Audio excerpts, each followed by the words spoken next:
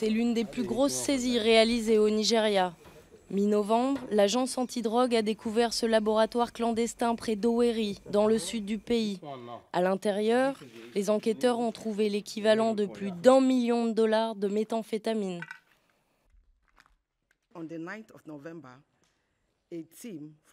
Le 9 novembre, une équipe du QG est venue ici et ils ont découvert un laboratoire juste derrière nous. Un laboratoire où ils produisent des méthamphétamines. Nous savons tous que c'est une drogue très dangereuse. Le propriétaire, un homme d'une trentaine d'années, avait fait construire une luxueuse villa pour sa famille. Il est aujourd'hui en prison. Le Nigeria est connu pour être une plaque tournante des drogues dures en provenance d'Amérique latine. Mais il y a 10 ans, l'arrivée de la méthamphétamine a changé la donne. Les Nigérians contrôlent désormais toute la chaîne de production. En supposant qu'il y ait 10 ou 15 laboratoires de méthamphétamine dans tout le pays, on peut dire que plus d'1 tonne est produite par semaine au Nigeria et expédiée hors du pays.